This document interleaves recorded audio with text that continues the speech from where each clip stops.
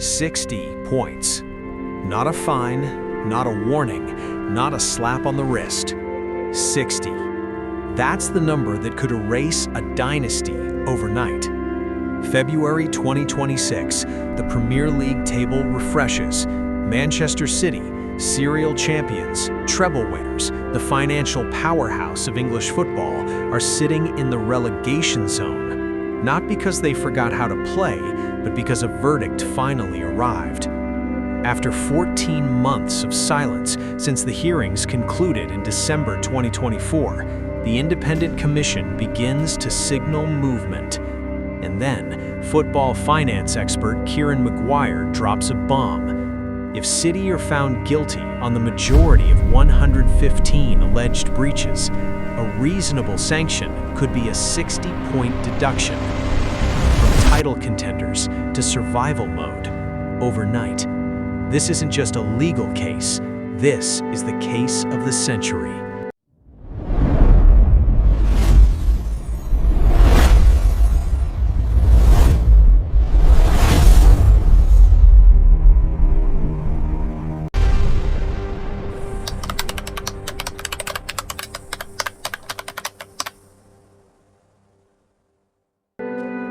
Part 1. The charges that shook English football. In February 2023, the Premier League charged Manchester City with over 100 alleged breaches of financial regulations. The accusations stretch from 2009 to 2018, nearly a decade.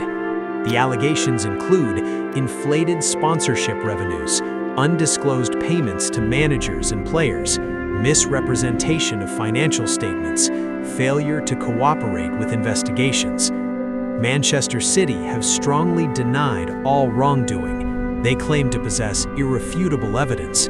They welcomed the review. They expressed confidence. And then, silence. While legal teams prepared arguments behind closed doors, City continued winning. League titles, domestic cups, European glory. On the pitch, dominance. Off the pitch, uncertainty.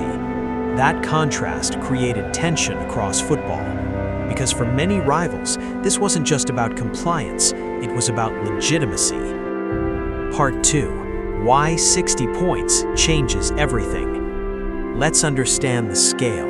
In a typical Premier League season, 60 points is the difference between first place and relegation. It's not symbolic, it's structural. A 10-point deduction is painful, a 20-point deduction is dramatic. 60? That's existential. Pause. Relegation clauses activate, sponsorship contracts weakened, Champions League revenue disappears, brand value drops, player exit options suddenly become relevant, and the ripple effects spread fast, because Manchester City isn't just a football club, it's a global commercial machine. Part 3. Justice or industrial politics? Now comes the uncomfortable question. Is this about justice, or is this about politics? Manchester City represent more than trophies. They represent sovereign wealth investment, Abu Dhabi's global sports strategy, a transformation that turned a mid-table English club into a dominant European force. That transformation didn't just disrupt England, it disrupted Europe's balance of power. La Liga executives have repeatedly criticized the Premier League. They argue English clubs benefit from financial scale and regulatory flexibility. Some suggest the Premier League allowed the case to stretch on because City's success boosted global broadcasting appeal. The longer the dominance continued, the more valuable the league became. So critics ask, was delay accidental or convenient? Because punishing City heavily damages the Premier League's most marketable product, but clearing City damages the credibility of financial regulation. Either outcome carries risk. Part 4. The silent strategy. 14 months passed after hearings concluded. No public updates, no transparency, just legal procedure. In football terms, this isn't VAR, this is corporate litigation. Independent commission proceedings are private by design, which protects due process, but also protects narrative control. During that silence, attention faded, outrage cooled, fatigue replaced fury, City kept winning. And in legal environments, time often favors those with resources because complexity increases cost, and cost deters momentum. Part 5. If City are found guilty. If the majority of charges are upheld and a major sanction is imposed, the consequences extend beyond one season. First, competitive balance shifts dramatically. Second, the Premier League faces international scrutiny. Third, European governing bodies could re-examine financial frameworks. And fourth, other state-backed projects watch closely. Because if City falls, it signals enforcement has teeth. But it also signals instability at the top. Would titles be revisited? Would compensation claims emerge? Would rivals demand retrospective justice? These questions don't disappear with a points deduction, they multiply. Part 6. If City are cleared. Now consider the opposite. If City are largely cleared, if sanctions are minimal, what message does that send? That regulations are flexible? That enforcement lacks strength? That elite legal defense can outlast scrutiny?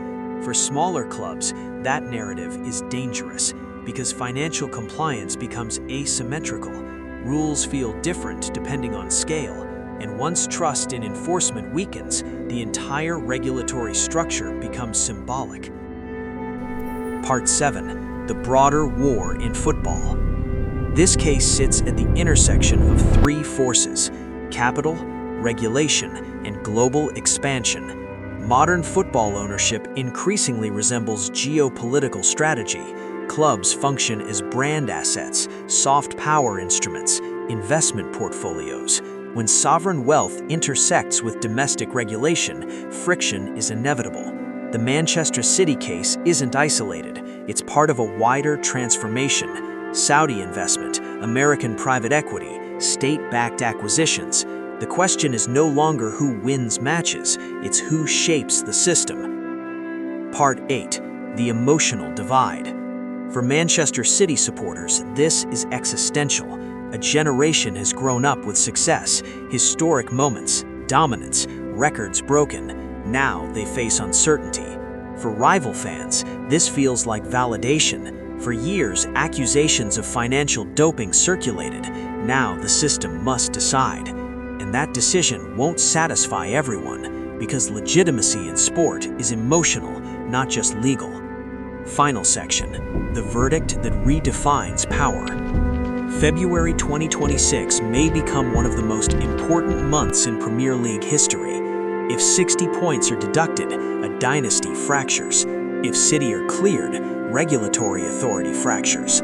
Either way, the system is tested, because this isn't just about Manchester City, it's about whether football governance still controls the game or whether capital does. For over a decade, City have dominated the pitch. Now they face a different opponent.